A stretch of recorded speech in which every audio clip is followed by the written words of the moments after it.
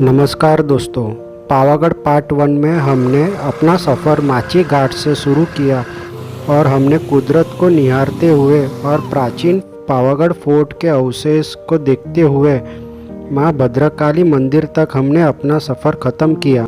तो अभी तक आपने पावागढ़ पार्ट 1 का वीडियो नहीं देखा है तो मैं उसका लिंक डिस्क्रिप्शन बॉक्स में रख दूँगा, आप वहाँ जाके देख सकते हो।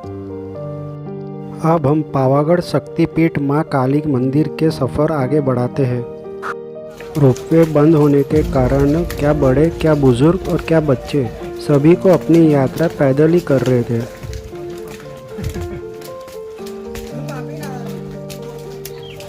तो आज भी पुराने तरीके से गधों पे सामान ऊपर भेजा जाता है।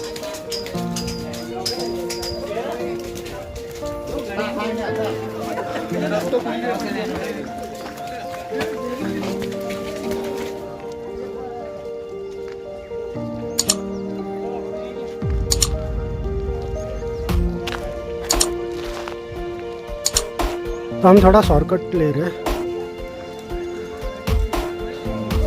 ये नया रास्ता है और ये पुराना रास्ता है। तो हम लोग यहाँ से जा रहे हैं, सीधा कनेक्ट हो गया।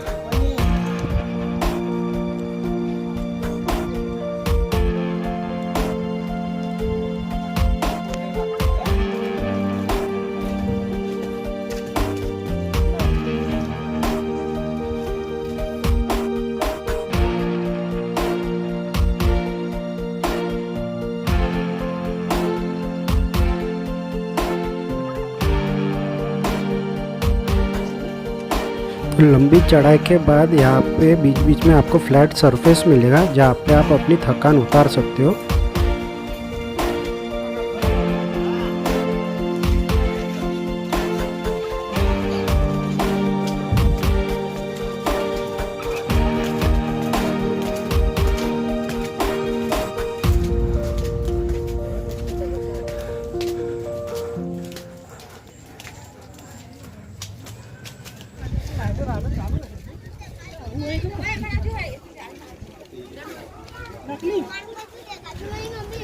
यहाँ पे हर एक मोड़ पे आपको पावागढ़ फोर्ट के प्राचीन अवशेष देखने मिलेंगे।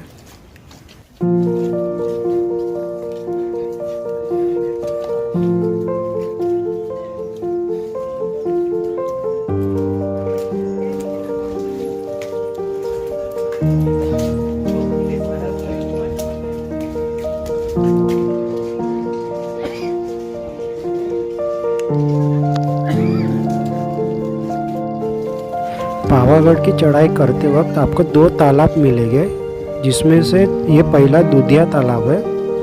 बादल होने के कारण यहाँ पे कुछ भी विजिबल नहीं है, आप देख सकते हो।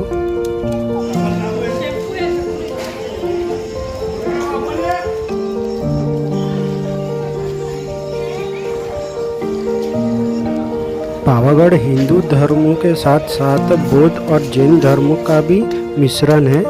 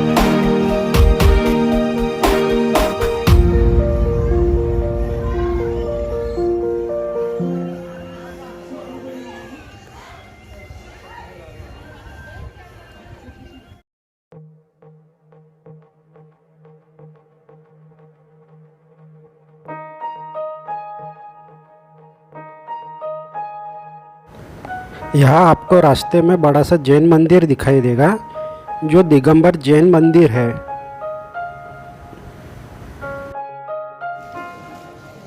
पावागढ़ की और एक विशेषता है, कहते हैं कि प्राचीन काल में जैन भिक्षुकों को यहाँ पे मोक्ष प्राप्ति हुई थी।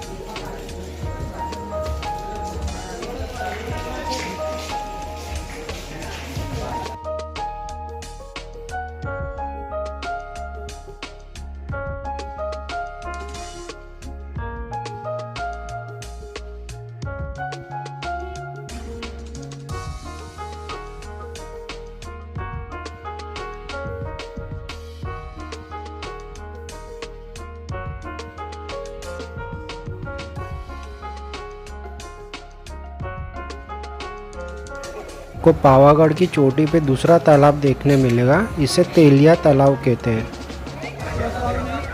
और फाइनली 250 सीढ़ी चढ़ने के बाद हम मंदिर पहुंच चुके हैं, इसे शक्ति द्वार कहते हैं।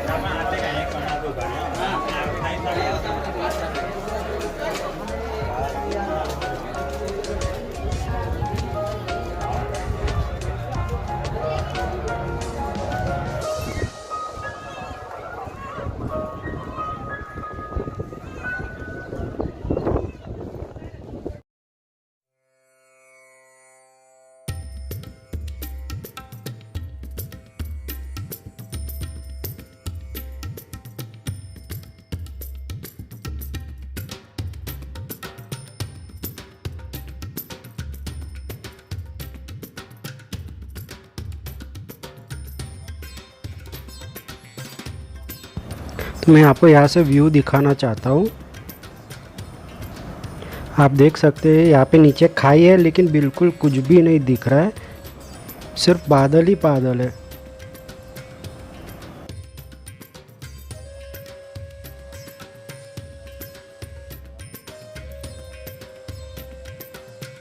हमारे सामने जो मंदिर है वही शक्तिपीठ है जो माँ काली रूप में है,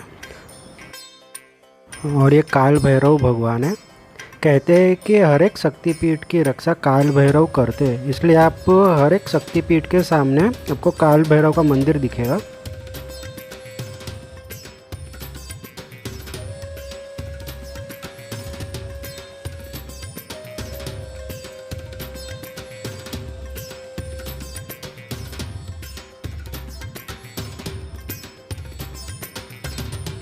तो मंदिर में मोबाइल और वीडियो शूटिंग अलाउ नहीं है।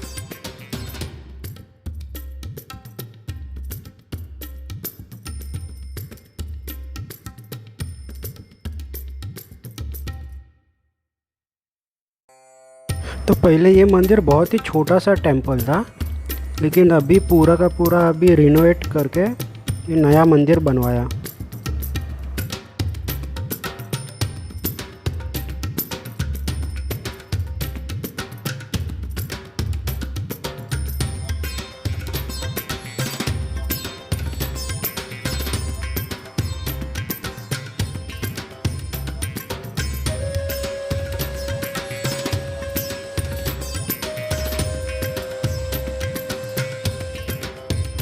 तो इस शक्तिपीठ में 500 साल बाद ध्वजा लहराई है। इसके पीछे भी एक बहुत बड़ा रहस्य है जो मैं आपको बताने वाला हूँ। तो हाल ही में अभी हमारे प्राइम मिनिस्टर श्री नरेंद्र मोदी द्वारा ये कार्य संपन्न हुआ।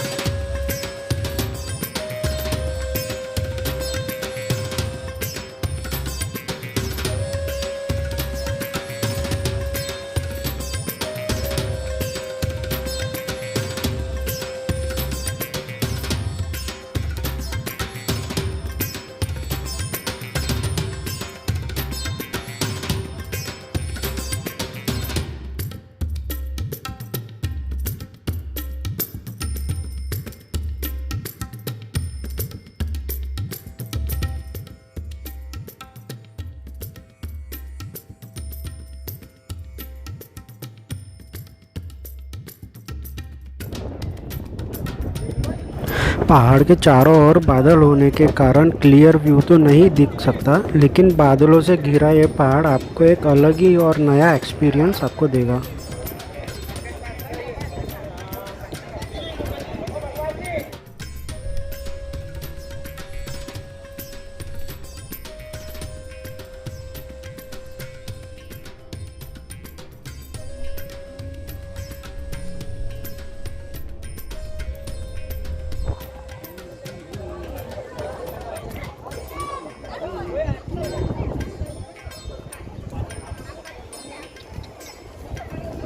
तो चलिए अब पावागढ़ के इतिहास के बारे में कुछ जानते हैं। पावागढ़ जहाँ चारों तरफ से पवन का वेग एक समान हो, इसलिए इसको पावागढ़ कहते हैं। तो दूसरा कारण यहाँ माता सती के दाहिने पैर का अंगूठा गिरा था, तो इसलिए यहाँ पावागढ़ नाम पड़ा। और इसी पावागढ़ में महर्षि विश्वामित्र ने माँ काली माता की तपस्या की और माँ काली माता की मूर्ति स्थापना की। भगवान श्री रामचंद्र जी अपने वनवास के दौरान यह पावागढ़ में माँ काली के दर्शन के लिए भी आए थे। भगवान श्री राम राज्य के दौरान इस मंदिर को शत्रुंजय मंदिर के नाम से भी जाना जाता था। भगवान श्री रामचंद्र जी के पुत्र लव और कुश को यहाँ पे मोक्ष की प्राप्ति हुई थी। आखिर 500 साल बाद क्यों पावागढ़ में ध्वजा लहराई? 500 साल पहले पतई राजा का राज्य था चंपानेर में, और चंपानेर उस समय बहुत ही समृद्ध था और वो माँ काली माता का भक्त था। माँ काली माँ हर नवरात्रि एक सुंदर स्त्री का रूप लेके लोगों के बीच गरबा खेलने आते थे और पतई राजा उस सुंदर स्त्री पर मोहित हो गए। पतई राजा उस सुंदर स्त्री पर इस कदर मोहित हो गए कि उस स्त्री का पल्लू पकड़ लिया और अपने महल की रानी बनाने की बात कर डाली। और वो सुंदर स्त्री माँ काली के रूप में प्रकट हुई और क्रोधित होकर श्राप दिया कि तेरे राज्य का नाश हो जाएगा। और कुछ समय बाद सुल्तान मोहम्मद बेगार ने इस राज्य पर चढ़ाई कर दी और पावागढ़ का मंदिर तोड़ दिया और यहाँ सदन शाह पीर की दरगाह बना दी। सदन शाह पीर जो माँ काली माता के भक्त थे और यहाँ पे पूजा करते थे, और उन्होंने यहाँ पे सुल्तान मोहम्मद बेगार को रोकने की कोशिश की थी। तो दोस्तों, इस वीडियो के लिए लाइक और सब्सक्राइब कर दीजिए और मिलते हैं अगले हिस्टोरिक टेम्पल पे। जय हिंद, वंदे मातरम।